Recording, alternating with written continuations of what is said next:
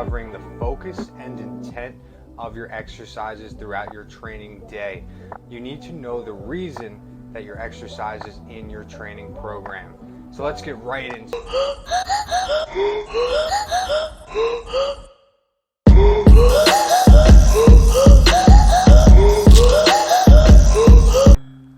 For starters, your exercise program is a lot more than just 4 sets of 8 reps. It might say that on your sheet of paper, but you need to know why and what we're targeting with the exercise in order to produce optimal results. Depending on the block of the program, the same exercise could be eliciting different functions in our program. For example, if we're doing a hex bar deadlift, we could be doing it for power in one block, or we could be doing it for strength in another block. The different way you would go about this is in a strength exercise, we're going to try to load that bar up as heavy as possible, attack the set, really rip into it, try to just increase our weight over time. If it was for power, we'd be trying to move the bar as fast as possible with a lighter weight. So understanding why the exercise is in your program, why the rep scheme is the way it is really going to help you get the most out of your training. In order for us to understand what that we need to do with the movement itself, we need to know whether we're focusing strength, hypertrophy, power, and a couple other key components that we're going to go over in this video.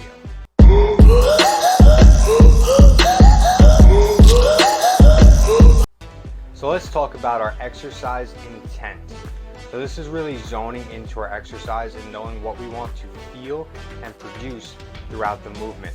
So the 6 main factors are mobility, stability, work capacity, strength, power, and hypertrophy.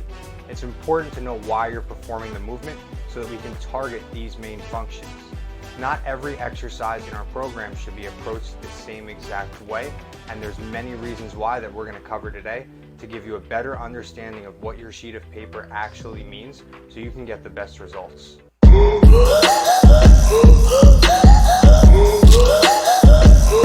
First, let's talk about our compound movements. These are generally trained in the first block of our training for the day so that we're feeling the freshest. These exercises should be pushed very, very heavy with good form, of course, within 1 to 3 reps of concentric failure. So what that means, if you finish your set and I ask you how many more reps could you have done, you should be giving me an answer of 1 to 3 depending on your training day. So taking these exercises too close to failure is going to produce a ton of central nervous system fatigue, which is going to lead to a less productive training day the rest of the session and for the few days to come. So there's different ways that our body adapts to exercise. One of them being neurological. If our CNS is so fatigued, we're not going to be able to produce mind to muscle connections throughout our other exercises or even our other sets of the same exercise, and we're not going to get the best results. The other way that we increase our strength in the gym is through muscular hypertrophy and strength hypertrophy. So what that means is increasing the actual size of our muscle through muscle protein synthesis and recovery after training. So these exercises are definitely necessary to be in your program, but we have to approach these in a certain way that we're not causing too much central nervous system fatigue that we can't actually recover from, and we're not going to gain optimal strength. So before you do one of our compound movements, you should be thinking to yourself that you're going to attack the set. Your goal is to increase the weight over time, and this exercise's main goal is just to gain strength. So this is an exercise we want to progressively overload using weight. There's different ways to progressively overload. It's not just adding weight to the bar. It could be technical mastery, increasing reps, and increasing sets, just increasing total volume. But for strength compound movements, we want to increase the weight on the bar over time. So with all of that, that's how we're going to approach our compound sets. Let's get into our next.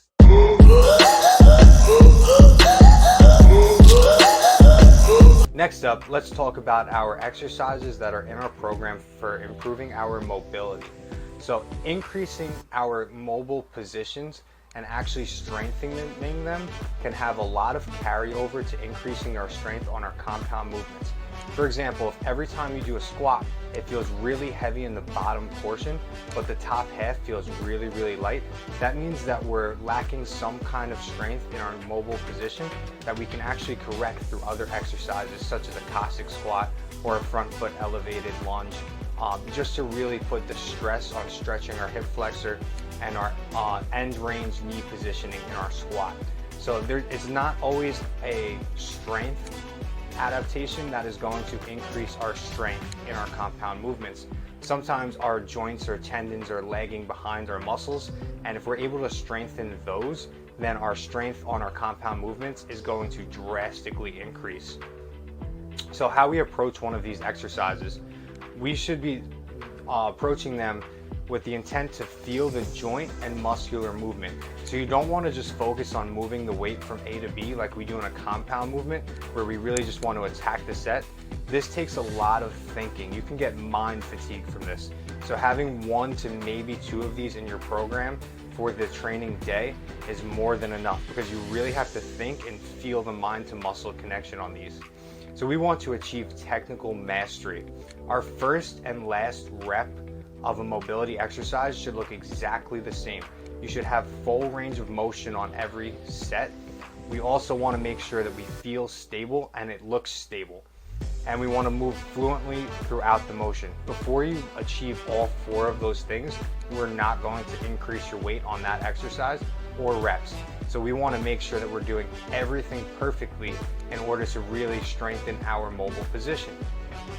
Once that is achieved, then we can talk about progressing the exercise or increasing our weight.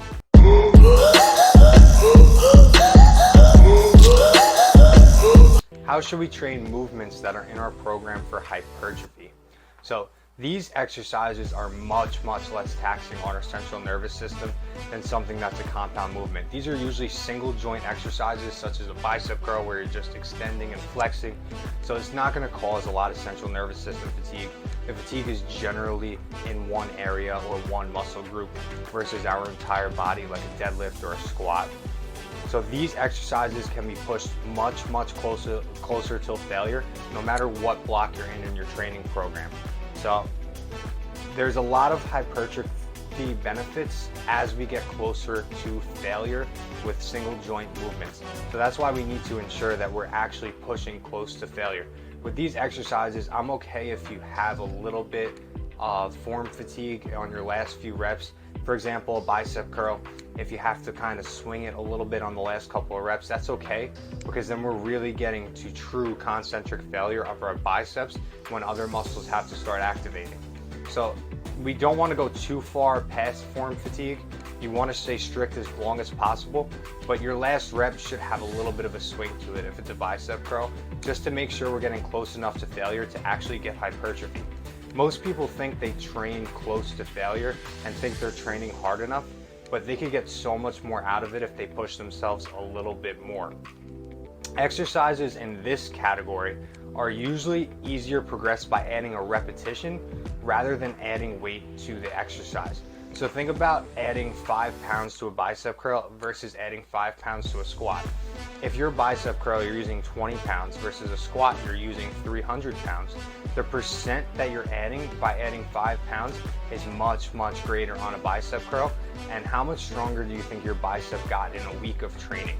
So for this kind of exercise, I'd rather see you progress your reps over a couple weeks before trying to bump up the weight. You're just not going to be able to.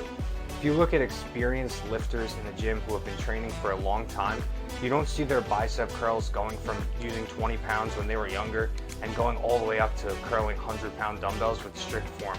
It just doesn't happen because of the size of these muscles versus the size of muscles that we used in our squat, deadlift, exercises like that. Plus, with them being a single joint exercise, we're really isolating one muscle group, so you're not getting help from anywhere else in your body. So these exercises should feel fatiguing to your muscle, and we can get a little bit of swing in our form.